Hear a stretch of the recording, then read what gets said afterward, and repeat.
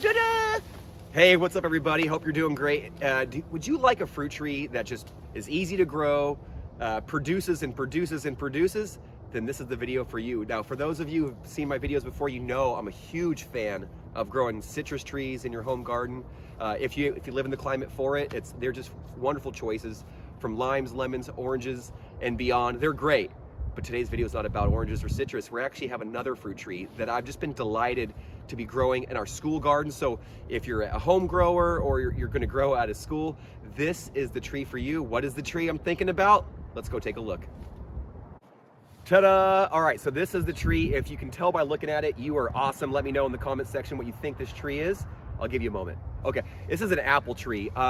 If you live in a climate that has the right, it's cool enough winters and warm enough in the summer, apples are fantastic. Now, it's pretty hot where we live here in Sacramento. I think we're zone 9, so extremely hot summers, long growing season. Our winters are pretty mild in that they don't get extremely cold. We do get some frost, maybe a light freeze here or there potentially, but not a ton of cold.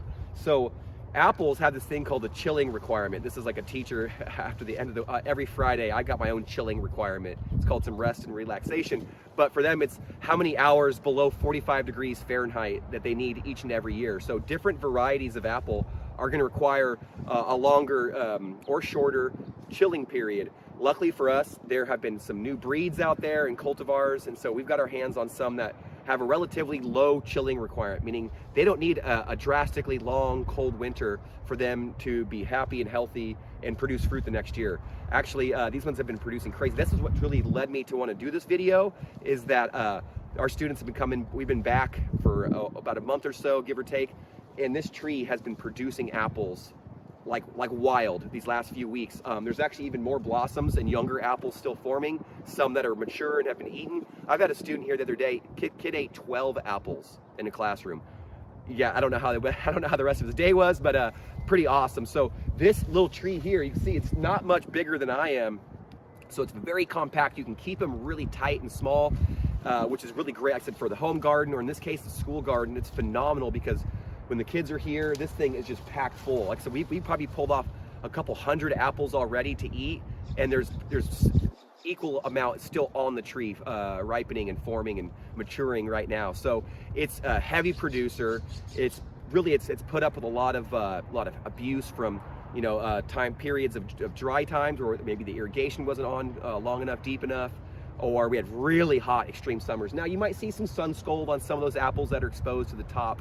And that's normal. It looks like a little sunburn, almost like your burnt bell peppers. But for the most part, this tree has just been no nonsense, really just resilient, and it has been a heavy producer, very reliable, easy to take care of. We've been grafting different varieties of apple to it, which is kind of fun to see how those produce and grow. But I just wanted to just suggest, if you're looking for a tree at home that is dependable, easy to grow, and it will produce a lot of fruit for you consistently, apples might just be a good choice for you. Now check to see if you can grow them where you're at, because that's going to be a big hurdle.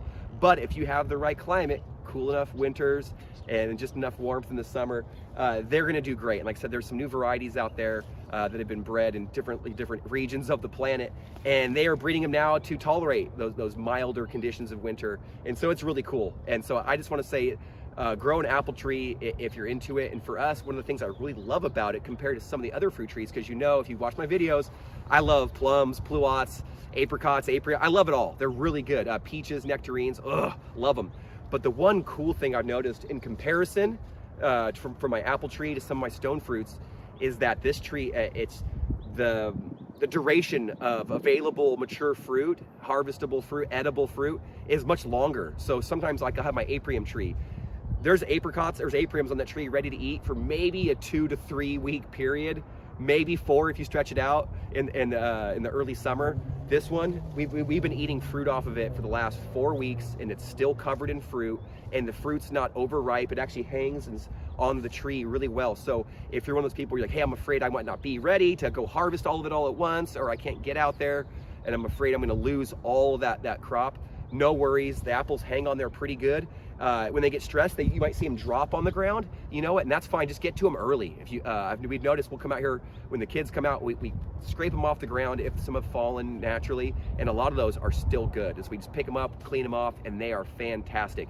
Now, if you let them sit there and rot, the ants, the rats, and everything else will get to them, so don't do that. But just for the sheer value of our effort, our time, and how much we get out of it, and how long that fruit's available, apples are the way to go. This, like I said, this tree right here, I forget what the variety is. We planted it so long ago, and we've grafted so many varieties to it. I'm gonna have to get an apple expert out here to maybe identify it. Maybe you might know. Check this out. So these apples right here, they start kind of green, and then we get a nice little red, little freckles and skin on there that kind of reddens up. It won't go fully red, but usually is a mixture. Really sweet, very crisp and firm. They're not mushy or mealy, which I love. And so they have been just a fantastic choice. So if you're looking to, you know, bump up your fruit game at home, consider an apple tree. You can keep them small. Like, we can even bring this down a whole heck of a lot smaller, sorry.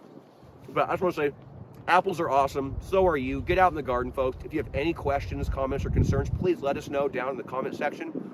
I'd love it to hear from you. There's so many great gardeners and growers out there of all levels, everywhere. There's so many wonderful people that love to grow. So if you're one of them, let me know. I'd love to connect and learn from you as well. So until next time, garden friends, happy gardening to you all. Get out there, go make your garden dreams a reality. Life's short. Go get out there and do it right now. Take care, friends. Bye now.